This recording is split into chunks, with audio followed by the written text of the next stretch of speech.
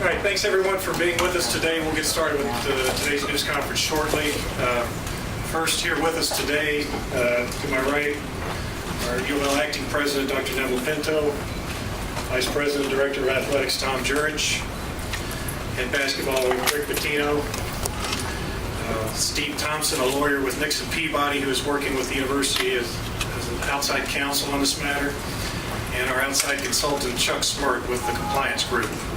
There may be a couple of questions that are asked today that we ask the latter two individuals to answer for us. We'll start off now with a statement from Dr. Pinto. Thank you, Kenny, and good morning, folks, and thank you for joining us today. Today, we publicly released the notice of allegations received this week from the NCAA regarding our men's basketball program. The NCAA report aligns with the results of our inquiry. Improper activities took place in Minority Hall. I am grateful to the NCAA for their efforts in this case. It is important for the truth to be known and for us to deal responsibly with the results. This disturbing behavior is certainly not reflective of our core values as an institution. Respect and dignity for all individuals who set foot on our campus is at the center of who we are. From the start, the NCAA had our full cooperation. Their investigators spoke to numerous UFL employees and third parties. The university gave them every document they asked for. We wanted them to learn the truth. That's the only way to handle something like this. Let me add that I am disappointed that former Director of Basketball Operations, Andre McGee, did not cooperate with the investigators. The allegations underscore why it was appropriate for the university to self-impose punitive and corrective actions earlier this year. The penalties are among the most severe ever self-imposed by an NCAA member. You should also know that in addition to the penalties we imposed on our basketball program, Athletic Director Tom Jurich, working with Coach Pitino, has taken a series of corrective measures in the areas of security and compliance. I have confidence in their ability to provide leadership in creating a culture that precludes this from happening again. The NOA does not contain an allegation that Coach Pitino had knowledge of what took place in the dormitory. I am confident in Coach Pitino, and I know he is and always has been committed to NCAA compliance. It appears that his subordinate, Mr. McGee, acted furtively. We appreciate the NCAA's efforts, and we regret tremendously that this took place. We will continue to work cooperatively with the NCAA for the final resolution of this matter. The entire episode is a deep disappointment for all of us who love this university, and it has been a sad and unsettling chapter in UFL's storied basketball program. Everybody who works at UFL understands that this can never happen again. I repeat, this can never happen again. Athletic Director Jurich, Coach Pitino, and I will continue to work cooperatively with the NCAA for the final resolution of this matter. Our goal today is to share the information we have and to answer all questions that we can. At this time, I'd like to ask our Athletic Director, Tom Jurich, to provide his thoughts. Thank you, President Pinto. Last year I told you that there was something wrong. We would get to the bottom of it. We wanted to know the truth, and we pledged to deal with it. We now have the NCAA notice of allegations. As President Pinto said, the NCAA confirmed the sad truth that we learned earlier this year. Improper activities took place in a dormitory, and I'm sad and disappointed that this happened. It was wrong, and it was hard to fathom how anyone who worked here could have thought this was a good idea. I want to draw your attention to something important in the notice of allegations. It's what it did not say. The notice of allegation does not contain an allegation that Coach Pitino had knowledge of what took place in the dormitory. The NCAA does not allege a lack of institutional control at the University of Louisville, which would have been a very severe allegation. The NCAA does not allege there's a failure to monitor against the institution, which would also have been a severe allegation. The NCAA does not allege that Coach Pitino failed to promote an atmosphere of compliance, another which would have been a serious allegation. And I want to be really clear on this, and I hope everybody will listen to this. The notice of allegation does contain a narrow allegation, which we will dispute, and we will dispute this strong.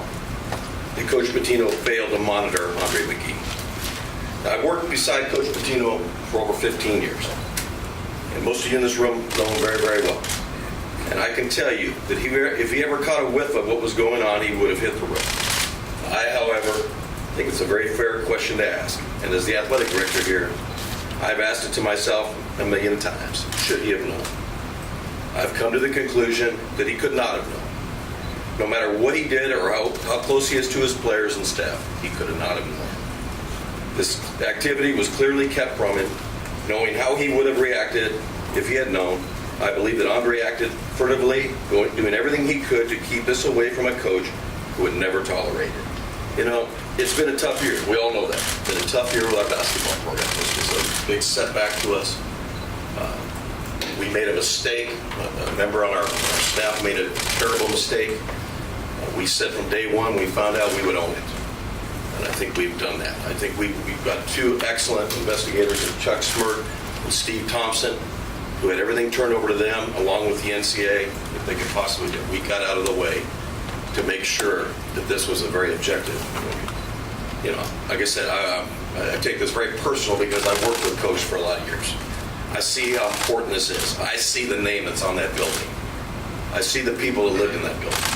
You know, I relied on so many different red flags that I thought would have come to me. Social media. How did social media not ever have one release on this?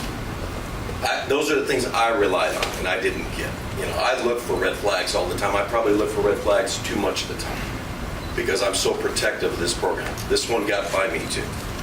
We were wrong, and I want everybody to know that we will not dodge this issue one bit.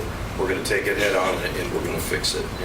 And I want to continue to get to the bottom of it. I think the actions that we took and the penalties we imposed on ourselves were the right thing to do. It's important for universities to police themselves no matter how difficult it is. This is a time that we had to walk the walk, and I believe that we've done that. We will continue to deal with this openly and directly. We will continue to work with the NCAA, and I look forward to a full and complete resolution of this matter. You know, I know Coach Pitino, he always has a lot of comments, and I know this time he would really like to make some as well. Thank you very much, Coach. Thanks, Tom. Let me digress a little bit because it took place in this building. Went to Dr. Ramsey 15 years ago, or 14 years ago, and asked him for a favor. 15 plus years ago, a plane went through the World Trade Center. And it altered the life of my family considerably. And you don't know what to do in that house. You don't know whether you cry, you console, but you don't know how to act. There's so many people from 9/11 that suffer so much today. So the best way to do it is to honor someone. And we tried it in a number of different ways. We have a statue of Illuminati and Timmy Coughlin at Old Memorial Golf Course where everybody high-fives them as they come off the 10th hole. I went to Dr. Ramsey and said, I'd like to build a dormitory in his name. And he said, Rick, I can't do it because I'd have to do it for women's basketball, for soccer, for other sports as well. I said, how about you give me a piece of land? I'll raise the $5 million. We'll build it, and I'll turn over the keys as a donation. He says, you can do that? I said, I'm certainly going to try. So from UK friends that I met when my time there, to U of L friends, and most important to people in New York that knew Billy Bernardi, they all donated their money, and we built that dorm. Very special place.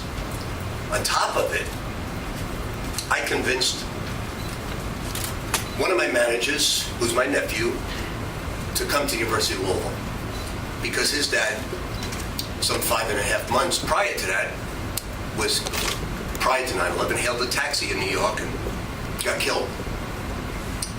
So he came as a manager and had a great experience. Then I convinced my sister-in-law, Billy's wife, and their children to move here.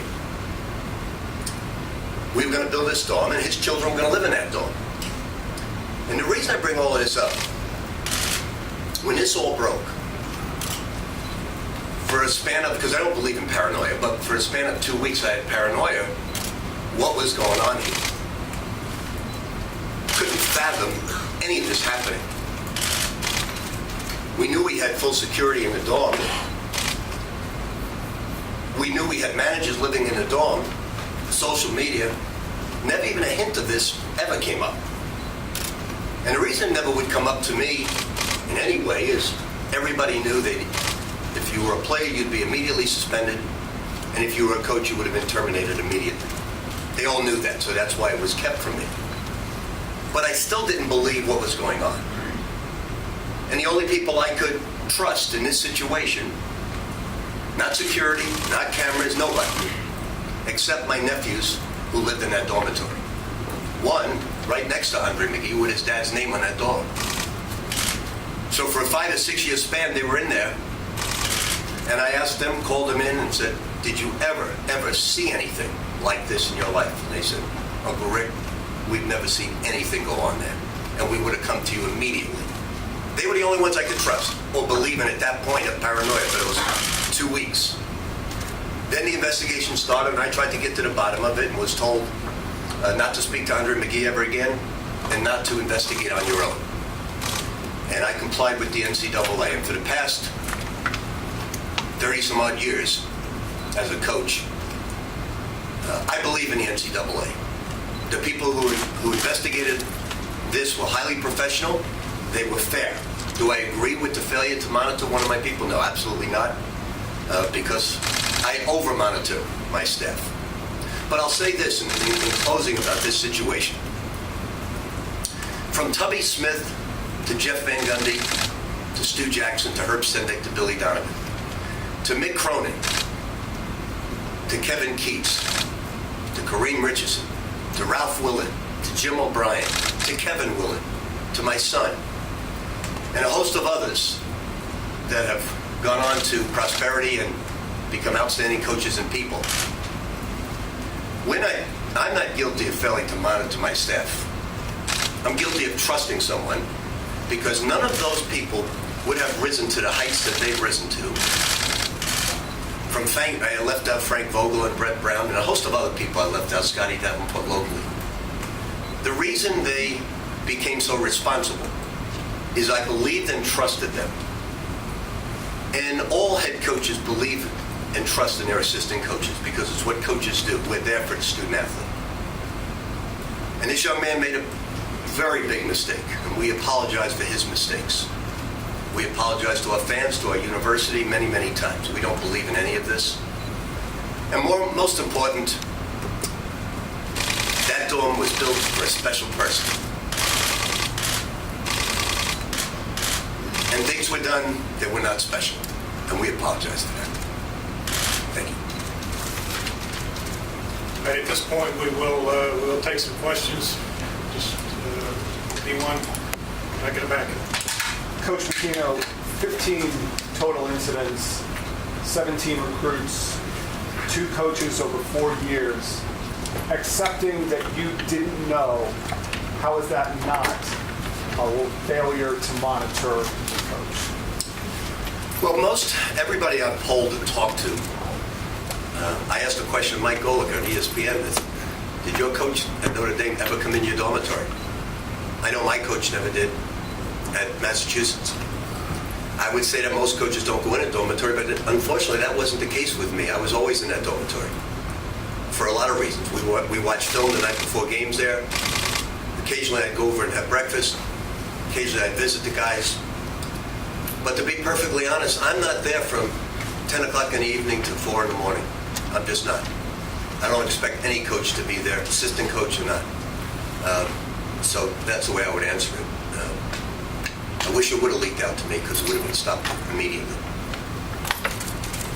Talk about the steps you've taken to make sure that something like this doesn't happen again. Well, understand that this is a dormitory with full security.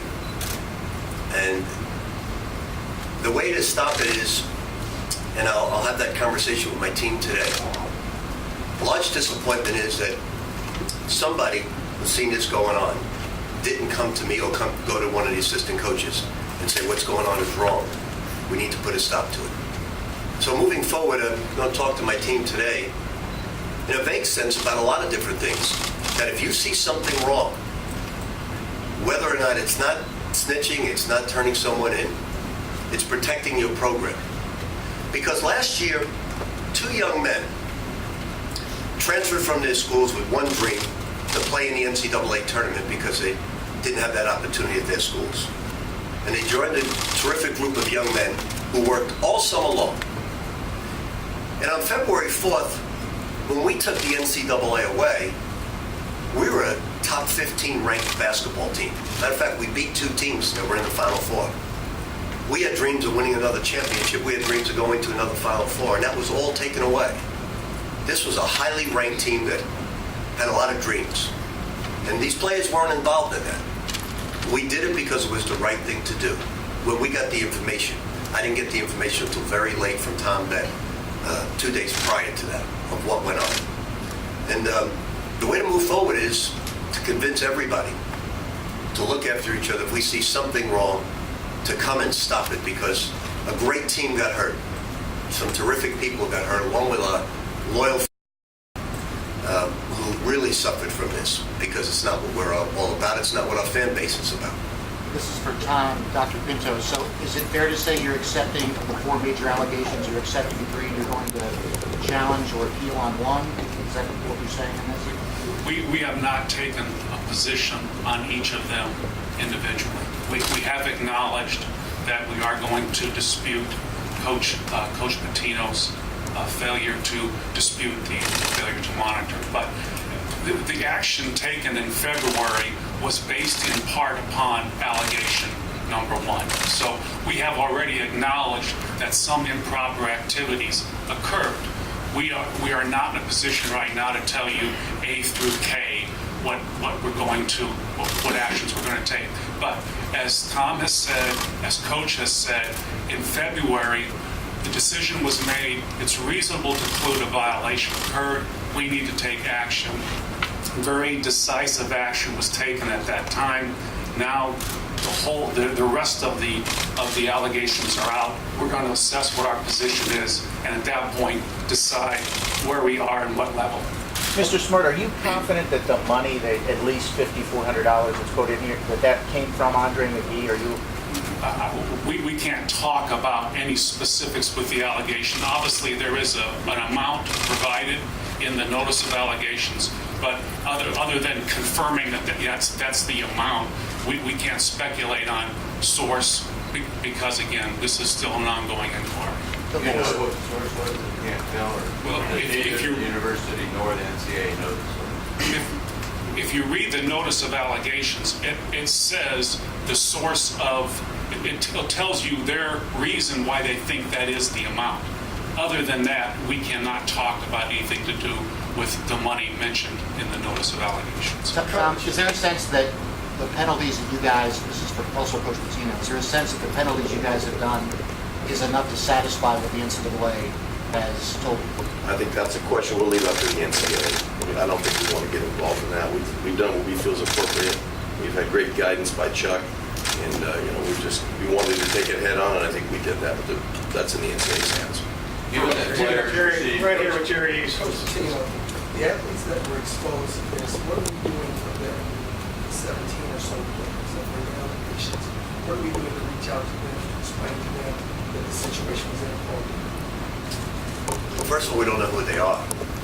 We can guess who it's but we don't know who they are. So the university excluded the names, isn't that correct? Yeah, the institution in its notice of allegations did receive the names of the individuals. That information was redacted. So the coach still may not know all the specific names of the individual. The institution knows that, obviously. Has the university determined if the recruits and/or players have received any participal benefits played on the 2013 team, and if they did, will that championship have to be vacated? Well, I guess there's two parts to your question. One is, has the institution looked through to see who competed? As in any inquiry, that's part of the ongoing process of review. Whether vacation of records penalty is appropriate, we don't believe a vacation of records penalty is appropriate. That is on a long list of penalties that the Committee on Infractions can impose. So it is If everybody would possible- raise their hands, please, and I'll get to everybody right here. Considering the number of parties that were outlined in the report, can you explain how nobody else on the staff knew about them and what possible incentive there was for Andre McGee to do this? Well, the allegations obviously do not contain that anybody else had any knowledge of these situations that occurred in the dorm. I'm not going to speculate on did anybody else know. We're dealing today with what's in the notice of allegations. Bill? For Mr. Jurich, Mr. Smart, what is the timetable now? Now that you've received them, you've made it clear that you intend to dispute some of the things in it. What is the timetable for a response and moving this along? Yeah, I can take that one. The timetable now is that the university will have 90 days to file its response to the notice of allegation. The NCAA enforcement staff then has 60 days to reply to that, and presumably the matter will be set down for a hearing before the Committee on Infractions sometime next spring. Jason? This is for Mr. Jurich and Mr. Pitino. You guys have disputed the claim of the failure to monitor with Andre McGee. Is there a worry or maybe an expectation that individually Rick Pitino could be sanctioned by the NCAA? Tom, can I just jump in there for a minute? I just want to clarify one thing. There's not a failure to monitor charge against Coach Pitino. There is a charge under the head coach responsibility legislation. One sub aspect of that, the head coach responsibility legislation creates a rebuttable presumption. One way you rebut that presumption is by demonstrating that you in fact monitored your program. The NCAA does not allege that Coach Pitino did not monitor his program, which would have been a more significant charge. In this case, they only allege that he failed to rebut the presumption because he failed to, in some aspect, monitor Coach Andre McGee, and that's what we intend to dispute. Is there a worry of sanctions that may come with that if the NCAA disagrees with the rebuttal? Well, the question of the penalties will be for the Committee on Infractions. We will certainly address that with the committee and in our response to file within 90 days. Here's a two-part question.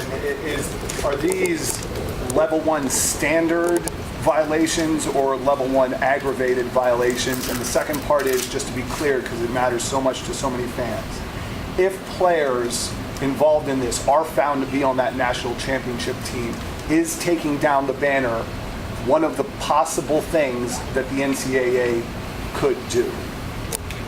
The Committee on Infractions ultimately decides whether a level is standard or aggravated or mitigated. So at this point, as is in the notice of allegations, they are alleged as level 1. When the action was taken in February, we realized level 1 was a possibility, so the actions taken at that time were somewhat based upon the possibility that they could be level 1. Regarding your question about vacation of records, as I said earlier, vacations of records is on a long list of potential penalties that can be imposed in any case. However, I know precedent, some of you have speculated on precedent. How you get to a vacation of records penalty is either as a penalty itself or as an application of an use of an ineligible player. So again, there's precedent on both sides how you could get to that. So again, we're not going to speculate on that. We don't believe that vacation of records is appropriate. If so, we would have applied it. Tim? Mr. Smart, do you think that the $5,400 or whatever the amount constitutes an extra benefit and therefore raises eligibility issues for the players involved?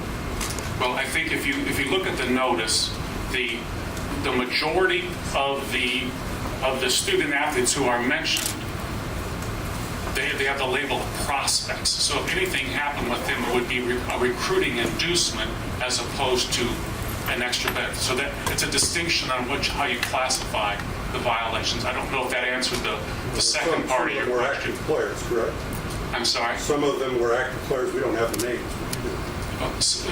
The majority of the individuals who were listed were prospects who were visiting the institution on visits. So did some eventually enroll at the institution? That is possible, but again, we're not going to speculate on that would be going further than the notice of allegations. You acknowledge that there were some who were active players at the time of the allegations. I guess I'm not sure if I understand. The allegation says some were prospects when they were here. The allegations does not go into who eventually enrolled. So we can't say who eventually enrolled. What's the distinction in terms of NCAA sanctions between violations and prospects? Well, the one's a recruiting inducement, one's an extra benefit. As it runs toward the long list of penalties, they're about the same. Well, for Coach Pitino, you mentioned discussing this with the team. How will you address this with them, and are you encouraging them or allowing them to take a look at the notice? No, I won't. This team has absolutely nothing to do with that. They would not understand it either. It's really very complicated in many ways, but I am going to tell them that the way to monitor any program the right way is to have each other's back the correct way. And if you see something wrong, wherever it may be, protect each other and immediately come to the coaches. This question for Coach Pitino, do you want to know the 17 names in the notice of allegations, and how does it make you feel differently about those teams that you mentioned re-energizing the last few years? Well, I know some of the names because of the enforcement committee asked me about did I know about the prospects that came here most. And so I know the names of the prospects that I was told that. But there's no reason to mention any names because you're not here. I guess Tom mentioned that he would talk to the team. What other measures will you take to the NCAA to say we're putting these in effect so that we have some type of systematic check on these things? Well, I think the first thing we'll look at is always security. We felt that we had strong security in place. Obviously, that didn't work completely. We'll make sure that we upgrade that in any way or fashion that we can.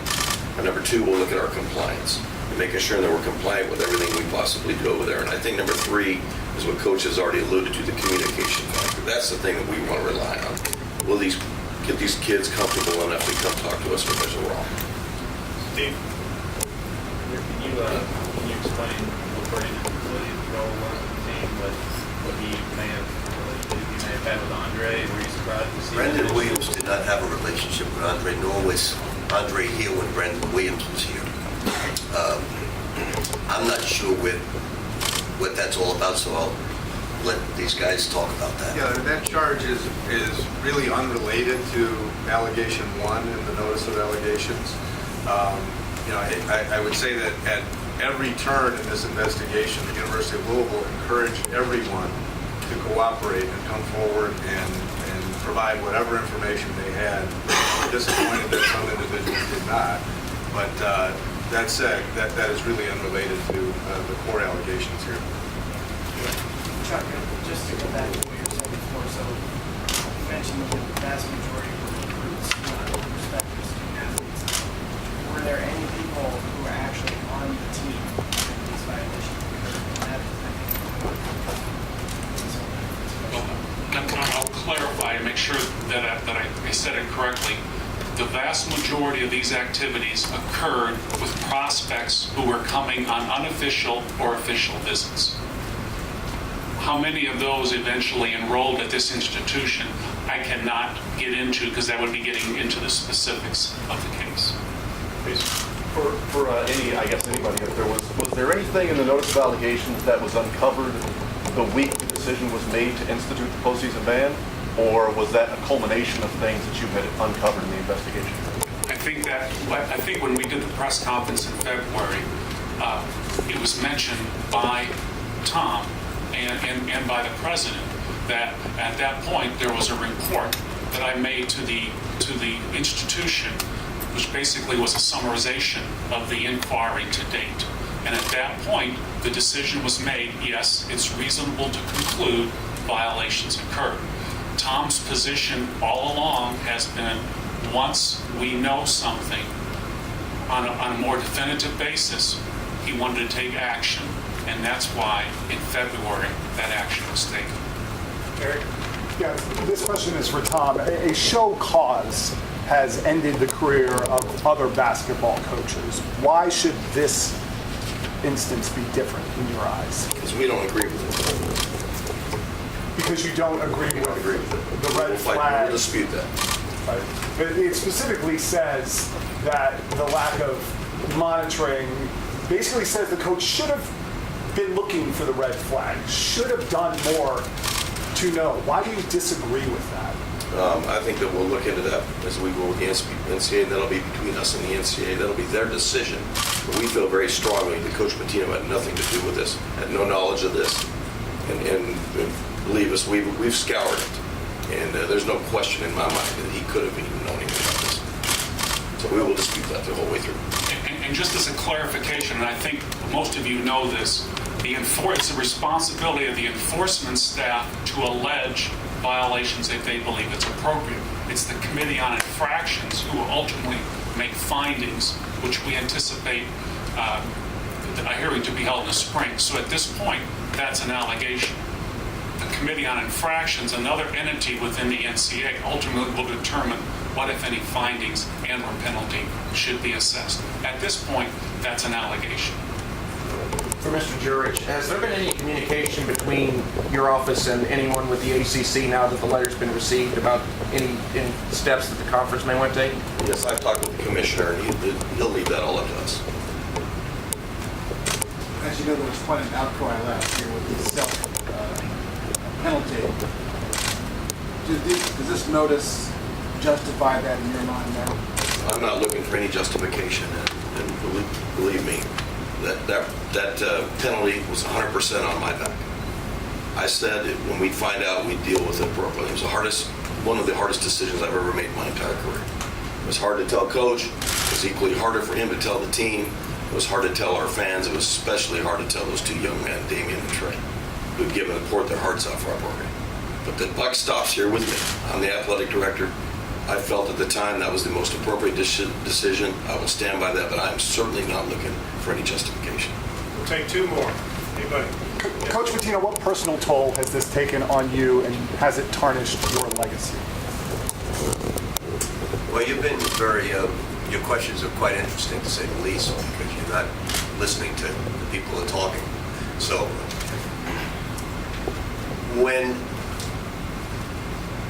for the last 30-some-odd years, I've been extremely compliant to every NCAA rule because I don't believe in an unfair advantage. I never asked a shoe company to help me out with a player, just the opposite. The championship team had a 2-star athlete become a first-team college All-American. The center wasn't even ranked, Walkie Shank, starting for the Minnesota Timberwolves. A young man who transferred from George Mason because his coach went to Miami, came in and he was the most outstanding player. So I don't look at it as a legacy. It's not about that. I don't look about tarnishing. I've been compliant as a head coach of the NCAA rules. It's my personal opinion. But that's not for me to say. It's for the infractions committee to say. They are the judge and jury to all of this. We will present our case. I'm just giving you honesty about what I know, what I didn't know, what I believe in. And I believe in my players. I believe in my coaches who have gone on to successful careers. And I believe in this university. And we will do the right things for the student athlete. Academically, this place is, with our program, has 3 different conferences, held the highest grade point average. This university right now has a lot of great things happening. Our baseball team was ranked number 2 in the nation. Our soccer team's top 10. Our football team's top 10. We're currently ranked 14th going into the season. Our women's program is top 5, putting a lot of heat on me. And it's something very special that's happening right now, but we're dealing with a very difficult thing that will be in our rearview mirror very soon because we've been transparent. We tell the truth, and by telling the truth, your problems become part of your past. So I'm not interested in my legacy when it comes to that. Last question right here. Coach, you heard from other people at the table about their frustrations and Andre McGee's being in the NCAA. Are you frustrated that he essentially is wanting to hire you? To be perfectly honest, I can't answer that question because I've spoken to Andre McGee one time. It wasn't much of a speech. It was a little bit of yelling. And Andre has been advised by his attorney not to speak. So I can't honestly give you an answer to that because none of us have spoken to Andre McGee. We've done exactly what the NCAA has asked us to do.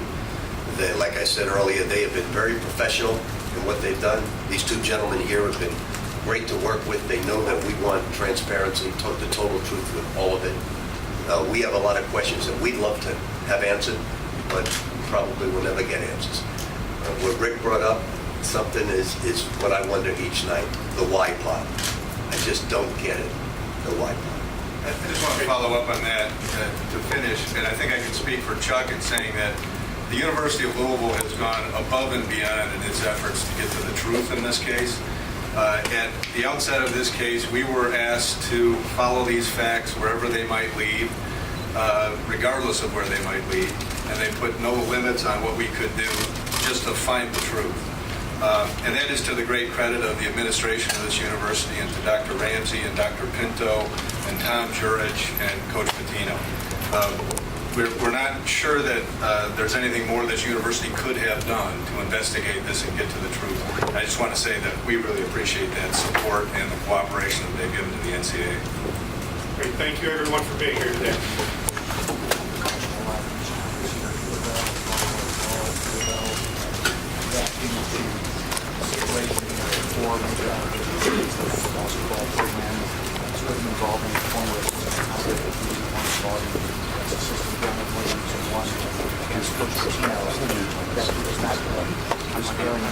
Keep on walking. Well, we got to keep walking.